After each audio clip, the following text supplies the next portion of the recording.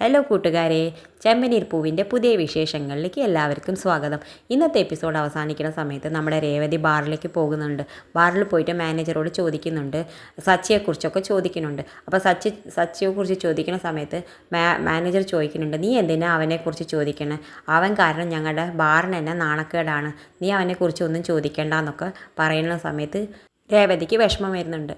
വിഷമിച്ച് നിൽക്കുന്ന രേവതിയെ കാണിച്ചിട്ടാണ് ഇന്നത്തെ എപ്പിസോഡ് അവസാനിക്കുന്നത്. പിന്നെ ഇന്നത്തെ പ്രൊമോയിൽ കാണിക്കുന്ന രേവതി CCTV ദൃശ്യങ്ങളിൽ നിന്ന് എല്ലാ സത്യങ്ങളും മനസ്സിലാക്കുന്നുണ്ട്.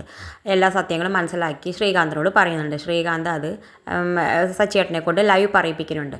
സച്ചിയേട്ടൻ ലൈവ് പറയുമ്പോൾ എല്ലാവരും അത് കാണുന്നുണ്ട്. അപ്പോൾ അവളുടെ സച്ചിയുടെ അച്ഛനും കണ്ടിട്ട് നല്ല സന്തോഷമാവുന്നുണ്ട്. സച്ചി ഒരു തെറ്റും ചെയ്തിട്ടില്ല, വെറുതെ അവനെ കുറ്റപ്പെടുത്തി എന്നൊക്കെ പറഞ്ഞ് നല്ല വിഷമിക്കുന്നുണ്ട്. എന്നിട്ട് ചന്ദ്രനോട് ചൂടാവുന്നുണ്ട്. വെറുതെ അവനോട് നമ്മൾ ദേഷ്യപ്പെട്ടു, അവൻ ഒരു തെറ്റും ചെയ്തിട്ടില്ല, അവൻ്റെ ഭാഗത്ത് ഒരു തെറ്റുമില്ല, അവൻ പാവാണെന്നൊക്കെ പറഞ്ഞ് ഇതാക്കുന്നുണ്ട്. അത് കേട്ട് രേവതി സച്ചിൻ കയറി വരുന്നത് സന്തോഷം കൊണ്ട് സച്ചിയെ കെട്ടിപ്പിടിക്കുന്നുണ്ട് അച്ഛൻ.